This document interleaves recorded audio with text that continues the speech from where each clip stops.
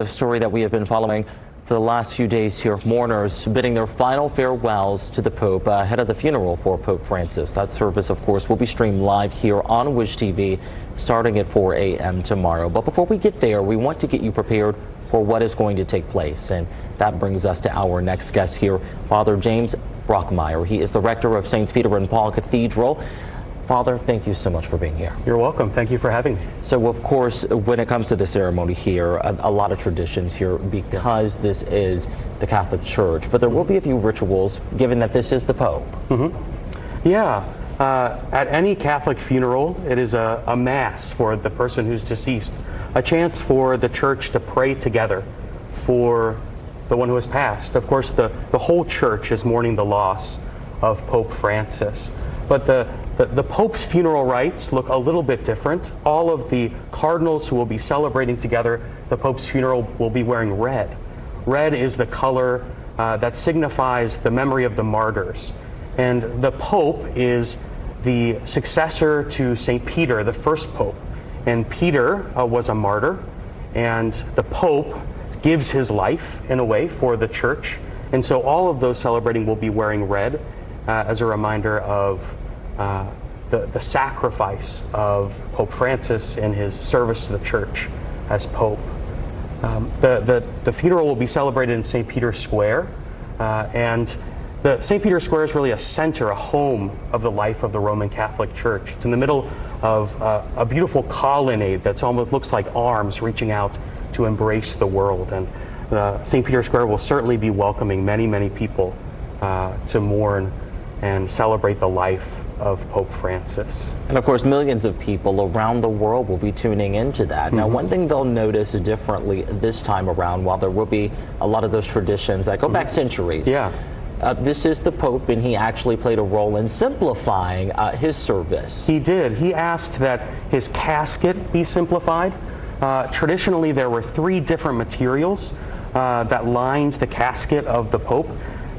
Pope Francis will be buried in a simple wooden casket because he wanted the funeral of the Pope to look more like the funeral of a pastor, someone who loved the people of God, as Pope Francis said, smelled like the sheep, rather than someone who was exercising power in the world.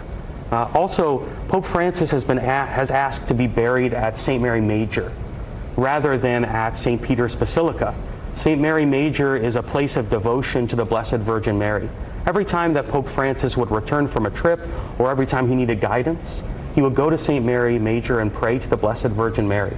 And so he's asked that rather than being buried in St. Peter's Basilica, he would be buried in a simple tomb at St. Mary Major, a tomb that just says Franciscus, the Latin word for Francis, rather than a place that looks like it has a tremendous amount of fanfare. I mean, even in the afterlife, putting focus where he wanted it, on the people, not on his service. And the Vatican has announced that welcoming Francis's body to St. Mary Major will be those who are in need, the poor.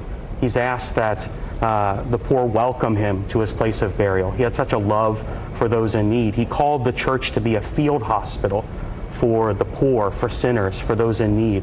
And so he is showing that to us even in death. Now, Father Brockmeyer, we are running out of time, but I do want to get this across because a lot of people are wondering what is next. There's a lot of uncertainty there. Of course, the conclave will be meeting. That takes about maybe 15 to 20 days. Any guidance for the people who are wondering about those next steps? Sure. You know, there's a lot out there about who might be the next Pope, and it really is a process for the cardinals of the Church of prayer, of seeking the guidance of the Holy Spirit. We'll see all of the cardinals go into the Sistine Chapel in conclave, and it's a time of prayer for us as Catholics, asking that the Holy Spirit guide the cardinals. You know, Pope Francis wasn't a front runner going into the last conclave, but he has been such a beautiful shepherd for the church. And so it is that we trust that the Holy Spirit will guide the church to the election of our next shepherd. Well, of course, in the Circle Cities connection there, of course, you know, some of our very own who have served here, now serving in New Jersey. Yes, Cardinal Tobin will be in the conclave. He's a voting member of the College of Cardinals, so he will certainly represent us in that College of Cardinals. Well, Father, thank you for your time, and of course, we're all thinking of the church at this time. Thank you so much. We're all mourning with you. Thank you so much.